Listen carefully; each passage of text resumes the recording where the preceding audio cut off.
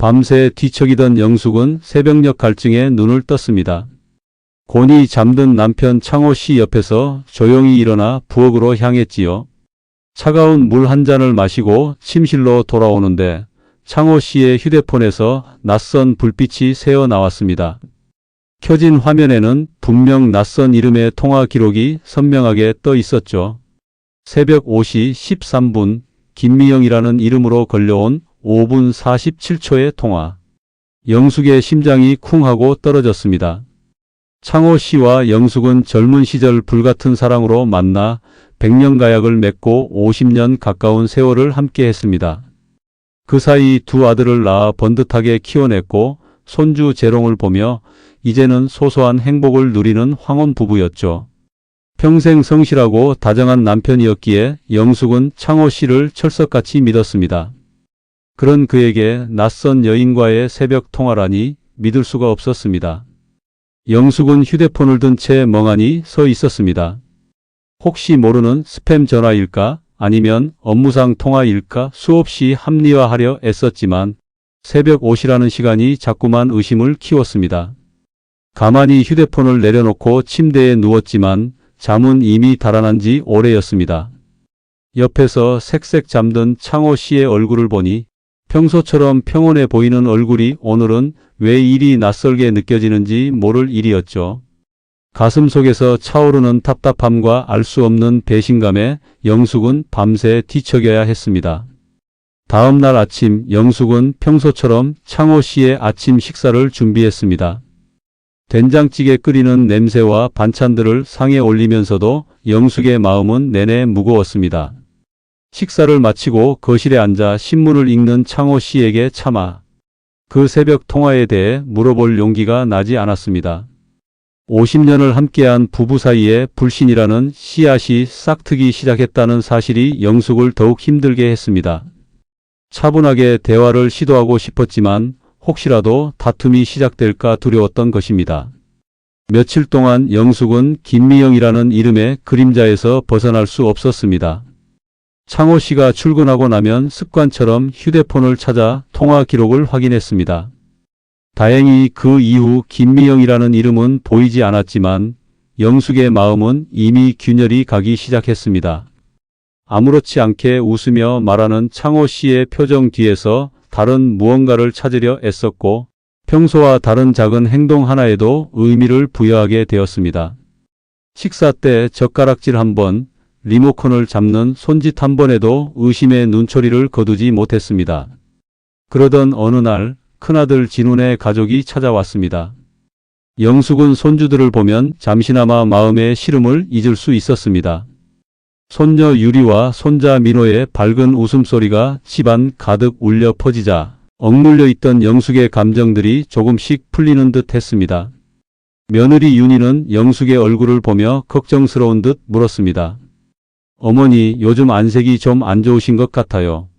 어디 불편하세요?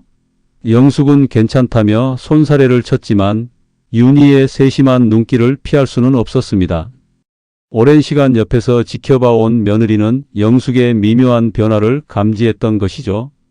저녁 식사 후 창호 씨는 손주들을 앉혀놓고 지난 여행 이야기를 들려주었습니다. 온 가족이 모여 웃음꽃을 피우는 평화로운 모습 속에서 영숙은 혼자 동떨어진 기분을 느꼈습니다. 남편의 옆자리에 앉아 있으면서도 마음속 거리감이 더욱 크게 느껴졌습니다. 이 행복한 순간이 한순간에 무너질 수도 있다는 불안감이 영숙을 괴롭혔습니다. 행복한 척 애써 미소 지었지만 그 미소 뒤에는 깊은 그림자가 드리워져 있었습니다. 그날 밤 아들과 며느리 부부가 돌아가고 영숙은 창호 씨에게 물었습니다. 여보, 요즘 혹시 만나는 사람 있어요? 영숙의 돌직구 같은 질문에 창호 씨는 들고 있던 신문을 떨어뜨릴 뻔했습니다. 눈이 휘둥그레진 창호 씨의 표정을 보며 영숙의 심장은 다시 한번 쿵 하고 내려앉았습니다. 그의 당황한 표정에서 무언가 숨기는 것이 있다고 확신했습니다. 창호 씨는 영숙을 똑바로 쳐다보며 말했습니다. 갑자기 무슨 소리요? 당신이 날 못 믿는 거요? 그의 목소리에는 서운함과 당혹감이 뒤섞여 있었습니다. 하지만 영숙에게는 그 모든 것이 거짓말을 감추려는 허세처럼 들렸습니다. 새벽 5시에 김미영이라는 이름으로 온 통화. 그 사람은 누구요? 영숙은 숨겨왔던 불안과 의심을 터뜨리듯 물었습니다. 창호 씨의 얼굴에서 핏기가 가셨습니다. 영숙은 그의 표정을 통해 자신의 의심이 결코 혼자만의 착각이 아니었음을 직감했습니다. 50년이라는 세월 동안 쌓아 올린 신뢰의 탑이 한순간에 와르르 무너지는 듯 했습니다. 말문이 막힌 창호 씨를 보며 영숙은 차마 다음 말을 잇지 못했습니다. 두 사람 사이에는 팽팽한 침묵만이 흘렀습니다. 오랫동안 쌓아온 평온했던 일상에 거대한 폭풍이 몰아치기 시작하는 순간이었습니다. 팽팽한 침묵은 길지 않았습니다. 창호 씨는 굳게 닫혔던 입을 내뱉듯이 열었습니다. 김미영이라니, 당신이 대체 무슨 소리를 하는 거야? 아, 그 이름은 오래전에 알던 사람 이름인데 지금은 연락도 안 해. 그의 목소리는 평소보다 한 옥타브 높았고 눈동자는 초조하게 이리저리 흔들렸습니다. 영숙은 50년을 함께 살아온 남편의 거짓말을 알아차리지 못할 리 없었습니다. 너무나 티나는 변명에 영숙의 심장은 더 깊은 곳으로 가라앉았습니다. 연락도 안 하는 사람과 새벽 5시에 5분 넘게 통화? 창호 씨는 영숙의 시선을 피하며 자리에서 일어났습니다. 당신이 쓸데없는 상상을 하는구먼. 피곤하니 이만 자러 가겠소. 그는 서둘러 침실로 향했지만 영숙은 그의 뒷모습에서 도망치려는 듯한 조급함을 읽었습니다. 영숙은 그 밤 한숨도 잠들 수 없었습니다. 눈을 감으면 새벽 5시의 통화 기록과 창호 씨의 불안한 눈빛이 번갈아 떠올랐습니다. 지난 50년의 결혼 생활이 한순간에 와르르 무너지는 기분이었습니다. 신혼 시절 자신에게 늘 꿀 떨어지는 눈빛을 보내던 젊은 창호 씨의 모습부터 두 아들을 품에 안고 활짝 웃던 모습, 그리고 자신을 세상에서 가장 소중히 여기는 듯한 따뜻한 시선들까지 모든 기억이 주마등처럼 스쳐 지나갔습니다. 이 모든 것이 한낱 거짓이었다는 말인가? 그 믿었던 시간들이 모두 허상이었단 말인가? 영숙은 눈물이 흘러내리지 않도록 입술을 꾹 깨물었습니다. 다음 날부터 두 사람의 집은 얼음장처럼 차가워졌습니다. 대화는 사라지고 필요한 말만 오가는 사무적인 공간으로 변했습니다. 창호 씨는 영숙의 눈을 마주치지 않으려 애썼고 영숙은 그런 남편의 행동 하나하나를 예리하게 관찰했습니다. 함께 식탁에 앉아 있어도 예전의 따뜻함은 온데간데 없고 밥알이 모래알처럼 서걱거렸습니다.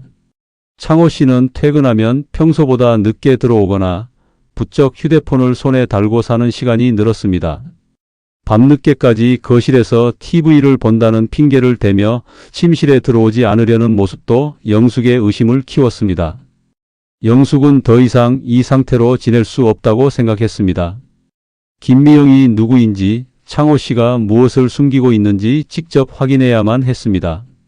주말 창호 씨가 친구들과 등산을 간다고 나선 후 영숙은 조심스럽게 남편의 서재로 향했습니다. 오래된 다이어리나 서류처를 뒤적여 보았지만 특별한 단서는 찾을 수 없었습니다. 하지만 우연히 창호 씨가 쓰던 오래된 만년필 통에서 낡은 사진 한 장을 발견했습니다. 30대 초반으로 보이는 앳된 창호 씨의 모습 옆에는 낯선 여인이 환하게 웃고 있었습니다. 그녀의 얼굴은 선명하지 않았지만 직감적으로 김미영임을 알 수 있었습니다. 사진 뒤에는 연필로 희미하게 1995년 청춘의 김미영과 함께라고 적혀 있었습니다. 영숙의 손이 떨렸습니다. 1995년이라면 작은 아들이 초등학생이던 시절이었습니다. 그때도 창호 씨는 자신의 옆에 김미영이라는 여인을 두고 있었던 걸까요? 가슴을 짓누르는 배신감에 영숙은 숨쉬기가 어려웠습니다. 사진 속 젊은 여인의 모습이 지금의 자신과 대비되며 오랜 세월 쌓아왔던 결혼 생활이 송두리째 부정당하는 기분이 들었습니다. 50년간의 신뢰와 사랑이 한낱 모래성처럼 허물어지는 것 같았습니다. 영숙은 주체할 수 없는 눈물을 쏟아냈습니다. 이 모든 고통을 혼자 감당하기 버거웠던 영숙은 절친한 친구인 순자에게 전화를 걸었습니다. 순자야, 나 죽을 것 같아.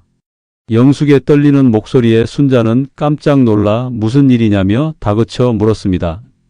영숙은 차마 창호 씨의 불륜을 입 밖으로 내뱉을 수 없어 겨우 둘러댔습니다. 아니, 그냥 요즘 몸이 좀 안 좋고 남편하고 좀 다퉜어. 하지만 순자는 영숙의 오랜 친구답게 뭔가 심상치 않음을 감지했습니다. 영숙아, 너 목소리가 왜 그래? 무슨 일 있는 것 같은데? 이따 저녁에 우리 집으로 와. 따뜻한 밥이라도 먹자. 순자의 따뜻한 위로에 영숙의 가슴은 더욱 먹먹해졌습니다. 친구에게조차 털어놓을 수 없는 비밀을 품고 있다는 사실이 영숙을 더욱 외롭게 만들었습니다. 집에 돌아온 창호 씨는 영숙의 눈물 자국을 봤음에도 아무런 말을 하지 않았습니다. 오히려 평소보다 더 무거운 침묵으로 벽을 쌓았습니다. 그 침묵은 영숙에게 자신이 투명 인간이 된 듯한 기분을 안겨주었습니다. 가장 가까웠던 남편이 이제는 가장 낯선 존재가 되어버린 현실이 영숙을 더욱 절망에 빠뜨렸습니다. 50년의 세월 동안 함께 쌓아온 추억과 감정들이 한순간에 흩어져 버린 듯 했습니다. 영숙은 이제 어떻게 해야 할지 알 수 없었습니다. 아들들에게 이 사실을 알릴 수도 없었고, 그렇다고 평생을 함께한 남편을 하루아침에 내칠 수도 없었습니다. 용서해야 할까? 아니면 이 비참한 진실을 파헤쳐야 할까? 망설임과 고민 속에서 영숙의 밤은 점점 깊어만 갔습니다. 그녀의 손에는 여전히 낡은 사진 한 장이 들려 있었습니다. 사진 속 김미영의 해맑은 미소는 영숙의 마음에 깊은 칼날을 박는 듯 했습니다. 그 사진 한 장이 50년 부부의 삶에 드리운 그림자는 생각보다 훨씬 거대했습니다. 영숙은 이 전쟁 같은 고통 속에서 홀로 싸우는 법을 배워야 했습니다. 그렇지 않으면 그녀의 세상은 완전히 무너져 내릴 것만 같았습니다. 영숙은 낡은 사진과 편지를 품에 안고 밤을 지새웠습니다. 30년 전의 김미영. 그 이름과 얼굴은 영숙의 마음속에 지워지지 않는 낙인처럼 박혔습니다. 대체 이 모든 것이 무슨 의미란 말인가? 50년간의 결혼 생활이 남편의 오랜 거짓 위에 세워진 허상이었다는 말인가? 그녀의 머릿속은 수많은 질문들로 가득했지만 어떤 답도 찾을 수 없었습니다. 오직 깊이를 알 수 없는 슬픔과 배신감만이 영숙을 짓눌렀습니다. 새벽녘 희미한 여명이 창밖으로 스며들 때까지 영숙은 하얗게 센 머리카락만큼이나 고통스러운 시간들을 견뎌냈습니다. 창호 씨는 영숙의 눈을 마주치는 것을 더욱 불편해했습니다. 식탁에서도 거실에서도 두 사람 사이에는 닿을 수 없는 벽이 생겨버린 듯 했습니다. 침묵은 더욱 짙어졌고 그 침묵 속에서 영숙의 의심은 더욱 커져갔습니다. 남편의 밥을 차려주면서도 옷을 개어주면서도 영숙은 내가 지금 누구를 위해 이 모든 것을 하고 있는가? 라는 근원적인 질문에 사로잡혔습니다. 그들의 결혼 생활이 이제 더 이상 우리가 아닌 각자의 외로운 섬처럼 느껴지기 시작했습니다. 어느 날 영숙은 우연히 창호 씨의 외투 주머니에서 오래된 지갑을 발견했습니다. 호기심과 불안감에 떨리는 손으로 지갑을 열었을 때 그녀의 눈은 다시 한번 크게 뜨였습니다. 지갑 속 깊숙한 곳에는 낡은 사진과 함께 빛바랜 손편지 한 장이 있었습니다. 떨리는 손으로 편지를 펼쳐든 영숙은 편지의 내용에 그만 주저앉고 말았습니다. 창호 씨, 제 아이를 잘 부탁해요. 다시는 돌아갈 수 없지만 당신과의 짧은 시간은 저에게 큰 위로였습니다. 미영 올림. 글씨체는 분명 여인의 것이었고 그 안에 담긴 내용은 영숙이 가장 두려워하던 것이었습니다. 제 아이를 잘 부탁해요. 이 문장이 영숙의 머릿속을 맴돌았습니다. 창호 씨에게 숨겨진 자식이 있다는 말인가? 영숙의 세상은 한순간에 조각나 버렸습니다. 편지와 사진을 손에 든 채 영숙은 멍하니 창밖을 바라보았습니다. 이제는 단순히 외도가 아닌 그 이상의 거대한 진실이 그녀의 눈앞에 드러난 것이었습니다. 믿을 수 없었습니다. 50년을 함께 살아온 남편이 이렇게 거대한 비밀을 감춰왔다니. 그녀의 남편은 대체 누구였을까요? 그에게 영숙 자신은 어떤 존재였던 걸까요? 가슴을 쥐어짜는 듯한 통증에 영숙은 몸을 웅크렸습니다. 이제 모든 것을 파헤쳐야만 했습니다. 이대로 무너질 수는 없었습니다. 오랜 시간 쌓아왔던 모든 것이 한순간에 허물어질지라도 영숙은 이 모든 진실을 마주해야만 했습니다. 저녁 무렵 창호 씨가 집으로 돌아왔습니다. 현관문을 여는 그의 모습은 평소와 다름없었지만 영숙의 눈에는 이제 낯선 사람처럼 보였습니다. 거실에 앉아 신문을 펼치려는 창호 씨의 앞에 영숙은 발견한 사진과 편지를 내밀었습니다. 이게 뭐죠? 이 여자 김미영 씨, 그리고 이 편지, 이 아이는 대체 누구예요? 영숙의 목소리는 미세하게 떨렸지만 그 속에는 분노와 절망 그리고 강한 다짐이 서려 있었습니다. 그녀의 질문에 창호 씨의 얼굴은 순식간에 하얗게 질렸습니다. 신문을 든 손이 미세하게 떨리는 것이 영숙의 눈에 포착되었습니다. 그는 잠시 아무 말도 하지 못하고 핏기 없는 얼굴로 영숙과 서류들을 번갈아 보았습니다. 창호 씨는 영숙의 눈을 피하며 자리에서 일어나 부엌으로 향했습니다. 물을 한 잔 마시는 그의 뒷모습은 불안해 보였습니다. 영숙은 냉정하게 그를 지켜봤습니다. 이제 더 이상 도망갈 곳은 없어요, 여보. 모든 걸 솔직하게 말해줘요. 당신에게 숨겨진 아이가 있나요? 영숙의 물음에 창호 씨는 고개를 떨군 채 작은 목소리로 중얼거렸습니다. 영숙아. 그 한마디에는 평생 영숙에게 보여주었던 당당하고 자신감 있는 남편의 모습은 찾아볼 수 없었습니다. 50년 부부의 역사 속에서 가장 냉랭하고 날카로운 순간이 찾아온 것입니다. 영숙은 심장이 칼로 베인 듯 아팠지만 진실을 외면할 수는 없었습니다. 창호 씨는 길게 한숨을 쉬며 테이블 의자에 힘없이 주저앉았습니다. 그의 얼굴에는 평생 감춰왔던 비밀의 무게가 그대로 드러나 있었고 늙은 주름은 더욱 깊어져 있었습니다. 영숙은 그의 대답을 재촉하지 않고 차가운 시선으로 지켜볼 뿐이었습니다. 고통스럽게 입술을 깨물던 창호 씨는 이윽고 천천히 말문을 열었습니다. 미안하오, 영숙아. 평생 당신에게 이 말을 할 수 없을 줄 알았는데. 그의 목소리는 희미하게 떨렸습니다. 김미영, 그 사람은 내가 총각 시절 서울로 상경했을 때 처음 만난 사람이오. 그땐 참 가난하고 가진 것 하나 없던 시절이었지. 외롭고 힘들었을 때 서로 의지하며 그랬어. 그는 잠시 말을 멈추고 먼 과거를 회상하는 듯한 눈빛으로 허공을 응시했습니다. 우리가 잠깐 마음을 나눴었고 헤어진 후에 그녀가 아이를 가졌다는 연락을 받았소. 나는 아무것도 모른 채 당신과 결혼을 약속했고 이미 돌아갈 수 없는 상황이었지. 미영이는 날 붙잡지 않았소. 자신은 고향에 돌아가서 아이를 키우겠다고 딱 한 번만 얼굴 보고 잘 부탁한다는 말만 전해달라고 했었지. 그래서 한 번 아주 오래전에 몰래 만났던 것이요. 창호 씨의 고백은 영숙의 가슴에 칼을 박는 것 같았습니다. 총각 시절의 일이라고 했지만 제 아이를 잘 부탁해요 라는 그 편지의 문구가 영숙의 머릿속을 떠나지 않았습니다. 게다가 그 아이가 지금쯤이면 자신들의 아들들과 비슷한 나이의 어른이 되었을 것이라는 사실이 영숙을 더욱 고통스럽게 했습니다. 영숙은 온몸에 피가 식는 듯한 냉기를 느끼며 자리에서 일어섰습니다. 아무것도 몰랐다고요? 아이를 가졌다는 연락을 받았는데도 모른 척 나와 결혼했다고 50년을 한 침대에서 자면서 어떻게 그런 거짓말을 숨길 수 있었어요? 영숙의 목소리는 분노와 슬픔으로 격앙되어 있었습니다. 창호 씨는 영숙의 눈을 바라보지 못하고 고개를 떨구었습니다. 당신을 속이려던 건 아니었어. 그저 젊은 날의 치기 어린 실수라고 그렇게 생각하려고 애썼어. 그리고 당신과 결혼하고 아이들을 낳고 살면서 모든 걸 잊었다고 생각했지. 하지만 미영이가 잊을만 하면 가끔씩 연락을 해왔어. 아들 소식을 전해주고 나도 모르게 외면할 수 없었어.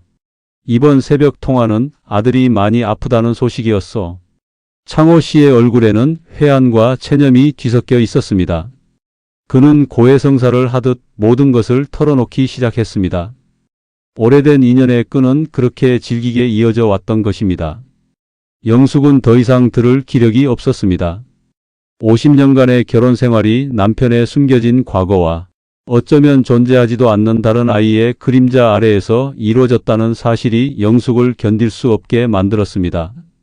그녀는 자신의 삶 전체가 부정당하는 기분이었습니다. 두 아들과 행복했던 추억들, 남편에 대한 믿음, 이 모든 것이 송두리째 흔들리고 부서지는 것 같았습니다. 그녀의 세상이 한순간에 산산조각 났습니다. 나가요. 당장 이 집에서 나가요. 영숙은 떨리는 손으로 문을 가리켰습니다. 더 이상 당신 얼굴 볼 자신이 없어요. 창호 씨는 잠시 망설이는 듯 했지만 이내 말없이 현관으로 향했습니다. 그의 발걸음은 무거웠고 등은 더욱 굽어 보였습니다. 철컥 현관문이 닫히는 소리가 영숙의 가슴을 찢는 듯 했습니다. 집 안에는 정적만이 남았고 영숙은 흐느껴 울기 시작했습니다. 50년 부부의 사랑과 믿음이 허무하게 무너지는 순간이었습니다. 한 남자의 오랜 비밀이 한 가족의 평화를 송두리째 뒤흔들고 이제 60년 가까이 이어진 한 사람의 삶을 송두리째 다시 되짚어 보게 만들었습니다. 그들의 삶은 영숙의 말처럼 우리가 아닌 각자의 외로운 섬이 되어 버렸습니다. 며칠 밤낮을 영숙은 홀로 눈물로 지새웠습니다. 아들들에게도 며느리에게도 차마 이 이야기를 털어놓을 수 없었습니다. 잘 자란 두 아들과 착한 며느리에게, 사랑스러운 손주들에게 이 지독한 진실을 어떻게 설명해야 할까요? 그들의 부모가 사실은 거짓 위에 세워진 관계였다는 것을, 이 모든 사실을 받아들이는 것이 영숙에게는 너무나 버거웠습니다. 하지만 동시에 그녀는 창호 씨가 이 지독한 비밀을 평생 혼자 끌어안고 살았을 그 세월이 얼마나 힘들었을까 하는 생각도 스쳤습니다. 그 생각은 찰나에 불과했지만 50년간의 정은 쉽게 끊어낼 수 없었습니다. 그러나 이미 벌어진 일은 되돌릴 수 없었고 영숙의 마음은 여전히 배신감과 고통으로 가득했습니다. 창호 씨의 빈자리가 집안 곳곳에서 느껴졌지만 그것은 익숙함이 아닌 더 깊은 상실감으로 다가왔습니다. 창호 씨가 떠난 집은 깊은 바다처럼 고요했습니다. 그 고요함은 영숙에게 이전에는 느껴보지 못했던 커다란 공허함과 외로움으로 다가왔습니다. 50년 동안 옆을 지키던 그림자가 사라지자 집안 곳곳이 낯설게 느껴졌습니다. 남편의 칫솔, 늘 보던 그의 신문, 식탁에 놓여있던 그의 숟가락과 젓가락까지 모든 것이 영숙의 마음을 후벼 팠습니다. 분노와 배신감이 여전히 마음속을 맴돌았지만 한편으로는 깊은 정과 습관에서 오는 허전함이 영숙을 더욱 고통스럽게 만들었습니다. 영숙은 며칠 동안 제대로 먹지도 자지도 못했습니다. 창호 씨가 내뱉었던 말들, 그의 고뇌에 찬 표정이 끊임없이 귓가에 맴돌았습니다. 미안하오, 영숙아, 아들이 많이 아프다는 소식이었어. 그 말이 영숙의 마음을 한 번 더 뒤흔들었습니다. 그의 과거가 얼마나 힘들었을지, 그 비밀을 혼자 안고 사는 삶은 얼마나 고통스러웠을지, 아주 잠시나마 헤아려 보려는 자신이 영숙은 더욱 한심하게 느껴졌습니다. 하지만 다시 배신감의 파도가 몰려와 그 모든 일말의 이해를 삼켜버렸습니다. 며칠 뒤 큰아들 진우에게서 전화가 왔습니다. 엄마, 아빠는 어디 가셨어요? 전화도 안 받으시고 어제 집에 갔는데 안 계시던데요? 영숙은 잠시 숨을 골랐습니다. 아들에게 이 끔찍한 진실을 어떻게 설명해야 할까요? 아빠가 요즘 일이 좀 바빠서 지방에 잠깐 내려가 계셔. 걱정 마라. 영숙은 떨리는 목소리를 애써 감추며 둘러댔지만 아들의 눈치를 피할 수는 없었습니다. 무슨 일로 그렇게 급하게 가셨대요? 엄마 안색도 안 좋고 두 분 혹시 무슨 일 있으세요? 며느리 윤희의 세심한 질문에 영숙은 가슴이 철렁했습니다. 아니다, 괜찮다. 너희들 걱정이나 해.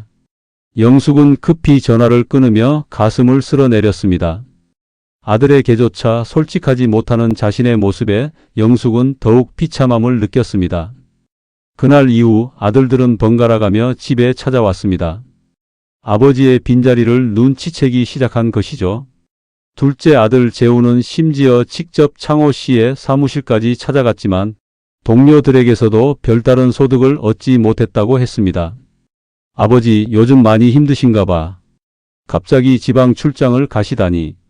그래도 엄마가 걱정할까 봐 엄마한테는 말 안 해드리는 게 좋겠다. 재우는 아버지를 걱정하며 영숙을 위로했습니다. 영숙은 아들의 따뜻한 마음에 또다시 눈물을 삼켰습니다. 이 착한 자식들에게 어떻게 이 잔인한 사실을 말할 수 있을까? 집을 나간 창호 씨에게서는 일주일이 지나도록 연락 한 통 없었습니다. 영숙은 그의 안위가 걱정되기도 했지만 먼저 연락할 용기는 나지 않았습니다. 자존심과 함께 깊어진 배신감은 그녀의 마음을 단단히 가둬버렸습니다. 그러나 어느 날 밤 영숙의 휴대폰이 진동했습니다. 모르는 번호였지만 왠지 모를 불안감에 전화를 받았습니다. 수화기 너머로 들려온 목소리는 낯선 여인이었습니다. 영숙 씨 되시죠? 김미영입니다. 창호 씨가 많이 편찮으세요? 김미영이라는 이름이 다시 영숙의 심장을 얼어붙게 했습니다. 그녀의 목소리는 매우 지쳐 있었고 다급함이 느껴졌습니다. 영숙은 온몸에 소름이 돋는 듯 했습니다. 당신이 왜 창호 씨 휴대폰을 지금 이게 무슨 말이에요? 영숙의 목소리도 모르게 격양되었습니다.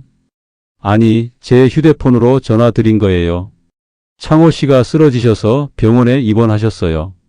여기가 아드님과 관련이 있어서 이쪽으로 모셨는데 영숙 씨께 알려드려야 할 것 같아서요. 김미영은 창호 씨가 과거 편지에 언급했던 아들의 병원에 입원했다고 했습니다. 영숙은 혼란스러웠습니다.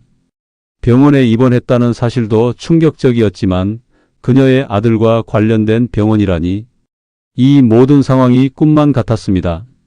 영숙은 순간 김미영의 목소리에서 자신과 비슷한 고통을 느꼈습니다.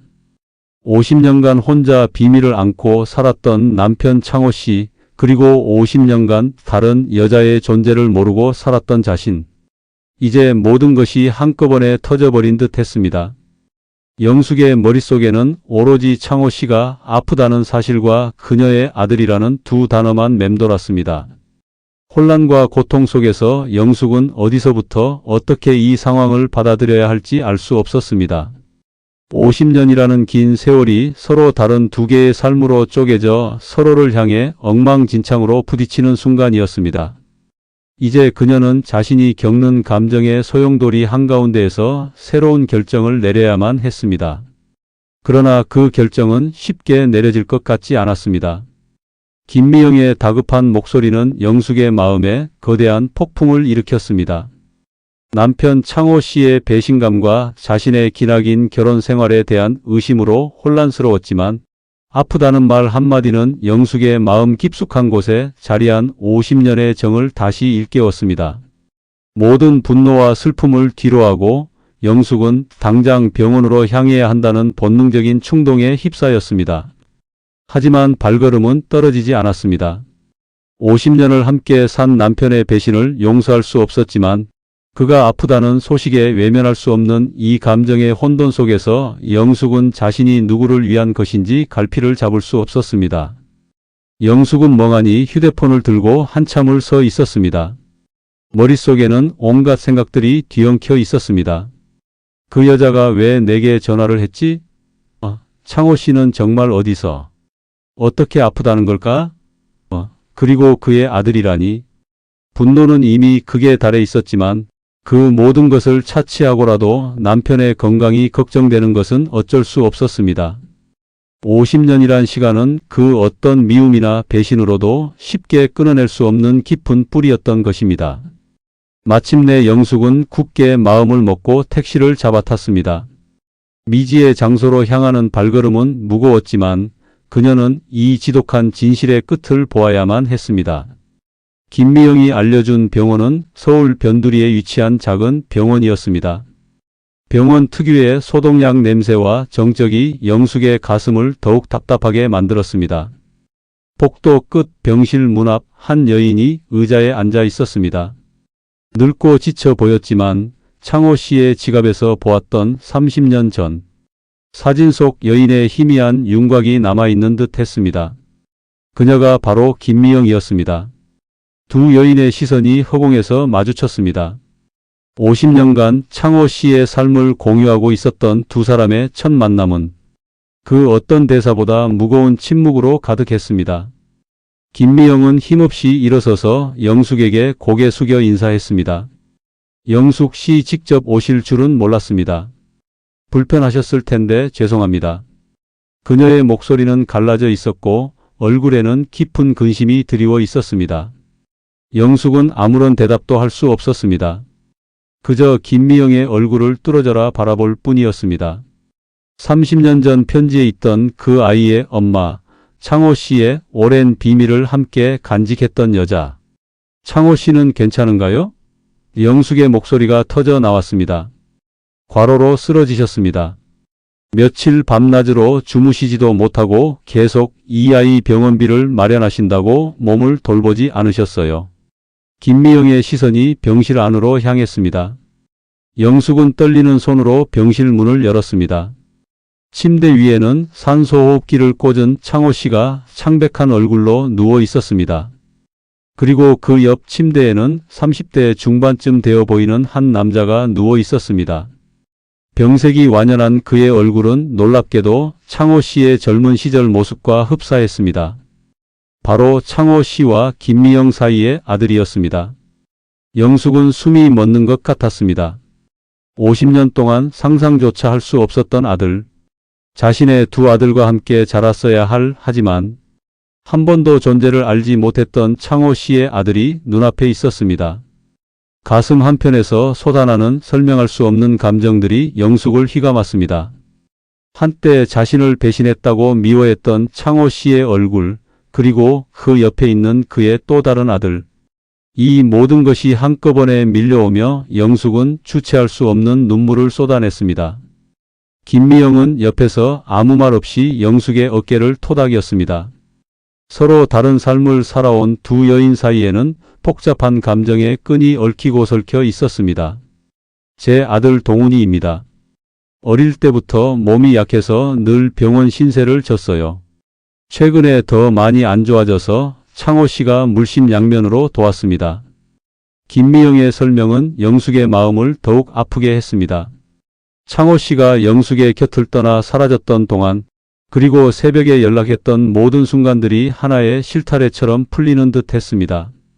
50년이라는 세월 동안 창호 씨는 이 두 가족 사이에서 고뇌하며 살아왔던 것입니다. 두려움과 책임감, 그리고 지킬 수밖에 없었던 약속들로 점철된 삶. 영숙은 창호 씨의 손을 잡았습니다. 그의 손은 차갑고 거칠었지만 영숙에게는 여전히 사랑했던 남편의 손이었습니다. 배신감과 분노는 여전히 존재했지만 그 깊은 상처 위에 연민과 측은함, 그리고 이해할 수 없는 포용의 감정들이 겹겹이 쌓여갔습니다. 이제 영숙은 창호 씨의 인생에 드리워진 거대한 그림자의 일부를 목격하고 있었습니다. 그녀의 결혼 생활은 비록 거짓 위에 세워졌을지라도 그 거짓이 낳은 현실은 너무나 처참했습니다. 이 가족의 복잡한 실타래는 이제 영숙의 손에 넘어온 듯 했습니다. 모든 것을 외면하고 떠날 수도, 이 진실을 받아들이고 함께 짐을 질 수도 있는 기로에 선 영숙은 긴 침묵 속에서 깊은 숨을 들이쉬었습니다. 그녀의 앞으로 펼쳐질 삶은 이제 완전히 다른 길을 맞이할 것이었습니다.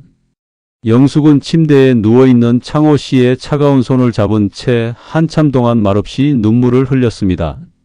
지난 50년간 쌓아 올린 견고한 삶의 탑이 산산이 부서지는 듯한 고통이었지만 동시에 그녀는 깊은 혼란 속에서 이전에는 알지 못했던 창호 씨의 또 다른 고뇌와 마주하고 있었습니다.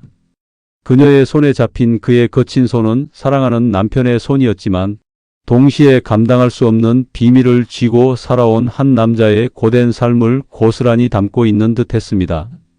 병실 안의 고요함 속에서 김미영은 조용히 영숙의 옆에 다가와 앉았습니다. 영숙 씨 처음 뵙습니다. 그녀의 목소리는 여전히 지쳐 있었지만 이전의 다급함은 사라진 채 깊은 슬픔이 드리워 있었습니다. 창호 씨가 늘 말씀하셨습니다. 당신은 따뜻하고 강한 분이라고. 평생 숨겨온 일 때문에 당신에게 큰 죄를 짓고 있다고. 영숙은 미영의 시선을 피하지 않았습니다. 그녀의 눈에서는 비로소 모든 것을 내려놓은 듯한 체념이 읽혔습니다. 왜 이제야 나타났어요? 왜 이제야 말해줬어요? 영숙의 목소리는 겨우 힘겹게 터져 나왔습니다. 말씀드릴 기회는 늘 없었습니다. 창호 씨가 애쓰셨죠. 당신의 삶을 지켜주고 싶어 하셨어요. 동훈이는 어릴 때부터 몸이 약했습니다. 제가 혼자 힘으로 아이를 키우기가 너무 힘들 때마다 창호 씨가 몰래 도움을 주셨어요. 돈뿐만 아니라 정신적으로도 많이 의지했죠. 그분은 저와 동훈이에게는 은인이었습니다. 김미영의 목소리는 담담했지만 그 속에는 창호 씨에 대한 깊은 감사와 미안함이 동시에 담겨 있었습니다. 영숙은 고개를 돌려 동훈이 누워있는 침대를 바라보았습니다. 창호 씨와 너무나 닮은 얼굴, 그의 삶의 흔적이자 영숙 자신에게는 거대한 미스터리였던 존재.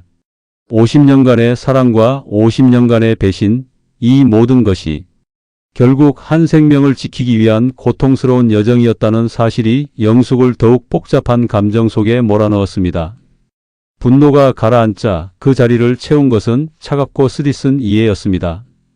과연 그녀가 창호 씨를 온전히 비난할 수 있을까요? 그때 창호 씨의 눈꺼풀이 미세하게 떨리더니 천천히 뜨였습니다. 영숙은 그의 손을 더욱 힘주어 잡았습니다. 희미하게 초점이 잡히는 그의 눈에 영숙과 김미영의 모습이 차례로 들어왔습니다. 그리고 옆 침대의 동훈까지.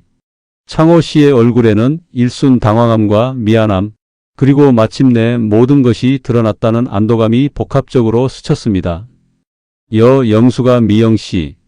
그의 목소리는 쉬어 있었지만 그 안에 담긴 감정은 너무나 선명했습니다.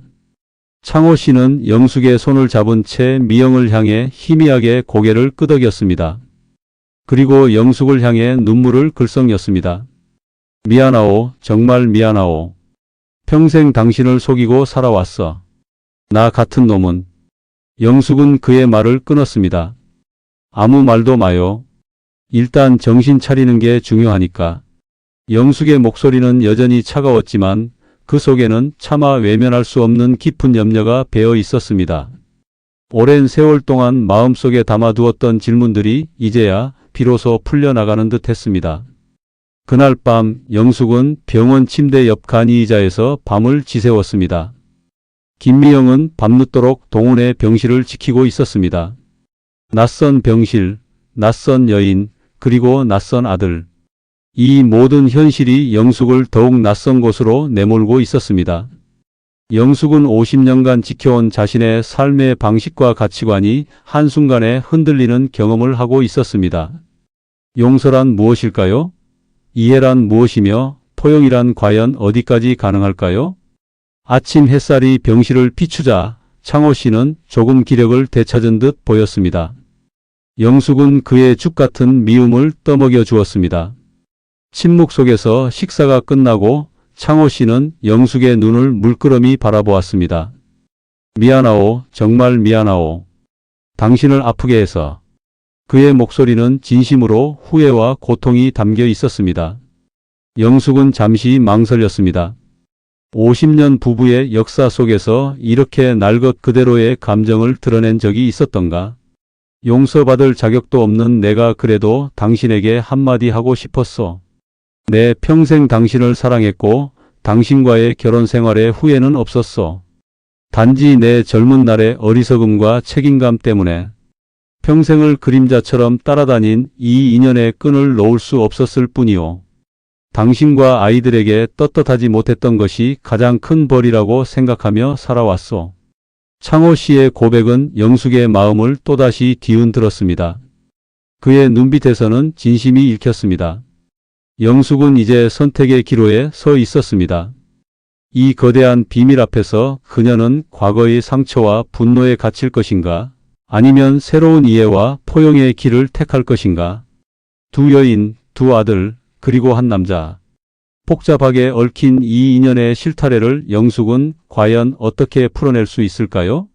그녀의 결정은 단순히 한 개인의 선택이 아닌 50년이라는 긴 세월을 함께 한 가족의 운명을 좌우하는 중요한 순간이었습니다. 병실의 새벽 공기는 차갑고 날카로웠지만 영숙의 마음속에서는 뜨거운 혼란의 파도가 잠시 잠잠해진 듯 했습니다.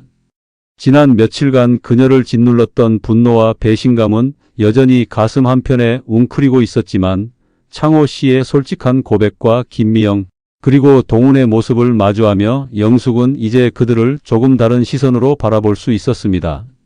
미움만으로는 설명할 수 없는 복잡하게 얽힌 삶의 인연들 앞에서 영숙은 늙은 육체가 감당하기 힘든 결단의 무게를 느끼고 있었습니다. 창호 씨가 눈을 감고 잠든 모습을 바라보며 영숙은 조용히 병실을 나섰습니다. 김미영이 기다리고 있는 동훈의 병실로 발걸음을 옮겼습니다. 미영은 동훈의 손을 잡은 채 간절한 눈빛으로 아들을 바라보고 있었습니다. 영숙은 잠시 밖에서 두 모자를 지켜보았습니다. 자식에게 모든 것을 내어주는 어미의 마음은 시대와 상황을 막론하고 한결같다는 것을 영숙은 미영의 뒷모습에서 느꼈습니다. 이윽고 미영이 영숙을 발견하고 일어섰습니다. 창호 씨는 괜찮으신가요? 영숙은 고개를 끄덕이며 말했습니다. 미영 씨, 할 이야기가 있어요. 두 여인은 병원 로비의 벤치에 나란히 앉았습니다. 영숙은 깊은 한숨과 함께 지난밤 창호 씨의 고백을 조심스럽게 미영에게 전했습니다. 미영은 영숙의 이야기를 듣는 내내 눈물을 흘렸습니다. 창호 씨가 정말 평생을 죄책감 속에 살아왔어요. 저와 동훈이에게도 늘 미안해했고 무엇보다 영숙 씨에게 가장 미안해했습니다. 영숙은 물었습니다. 앞으로 어떻게 할 생각이에요? 동훈 씨는 언제쯤 회복될 수 있을까요? 미영은 고개를 떨구었습니다. 동훈이는 희귀 난치병입니다. 현재로서는 완치 가능성은 낮아요. 병원비도 너무 많이 들고 창호 씨가 아니었다면 제가 감당할 수 없었을 거예요. 영숙의 가슴이 또다시 시큰거렸습니다. 창호 씨가 이토록 헌신적이었던 이유가 여기에 있었구나. 사랑과 책임감, 그리고 피할 수 없는 운명의 굴레. 영숙은 그날 밤 깊은 고민에 잠겼습니다. 자신의 두 아들에게 이 모든 진실을 털어놓아야 할까? 그렇게 되면 그들 가족의 삶은 또 어떻게 흔들릴까? 하지만 이 진실을 혼자 끌어안고 사는 것 또한 엄청난 고통이라는 것을 영숙은 지난 며칠간 뼈저리게 느끼고 있었습니다. 그녀는 마침내 결단을 내렸습니다. 아들들에게 모든 것을 솔직하게 말해야 한다고. 그리고 창호 씨의 이 모든 짐을 이제는 함께 나누어야 한다고. 다음 날 영숙은 태어난 창호 씨와 함께 아들 진우와 재우 부부를 불러 식사를 했습니다. 영숙의 안색은 이전보다 훨씬 좋았지만 눈빛은 더욱 깊어진 듯 했습니다. 식사를 마친 후 영숙은 덤덤하게 모든 진실을 털어놓기 시작했습니다. 창호 씨의 젊은 날의 실수, 김미영과의 인연, 그리고 병원에서 마주했던 동훈의 이야기까지. 아들들은 충격에 휩싸였고 며느리 윤희는 놀라 입을 다물지 못했습니다. 창호 씨는 고개를 떨군 채 아들들의 반응을 기다렸습니다. 한참의 침묵이 흐른 뒤 큰아들 진우가 어렵게 입을 열었습니다. 아버지 대체 왜 이런 일을 혼자 감당하셨어요? 저희한테 말씀이라도 해 주셨더라면. 진우의 목소리에는 서운함과 동시에 깊은 안타까움이 담겨 있었습니다. 작은 아들 재우는 눈물을 글썽이며 창호 씨를 끌어안았습니다. 아버지 그동안 얼마나 힘드셨어요. 저희는 정말 아무것도 모르고 예상했던 분노나 격렬한 비난 대신 아들들은 창호 씨의 삶의 무게에 대한 이해와 연민을 내비쳤습니다.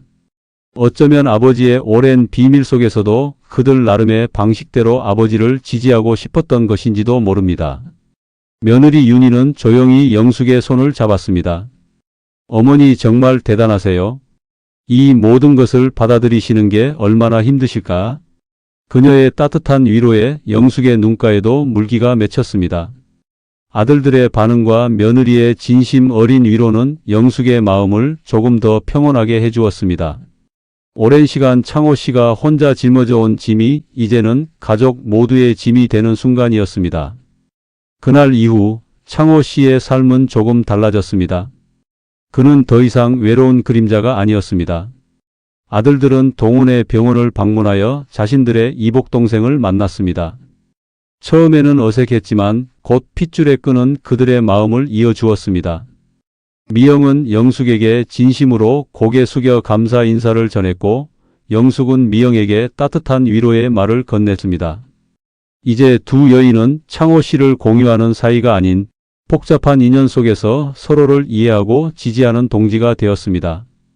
영숙과 창호 씨의 관계 또한 새로운 국면을 맞았습니다. 오랜 배신감과 상처는 쉽게 아물지 않았지만 서로에게 숨김없이 모든 것을 털어놓은 후 그들의 관계는 더욱 깊어졌습니다. 더 이상 감출 것이 없는 투명한 사랑. 이제 그들은 노년에 이르러 비로소 진정한 의미의 이해와 포용이 무엇인지 배워가는 부부가 되었습니다. 창호 씨는 영숙의 옆에 앉아 그녀의 손을 잡으며 말했습니다. 영숙아, 정말 고맙소. 당신이 내 삶의 전부요. 영숙은 말없이 그의 손을 마주 잡았습니다.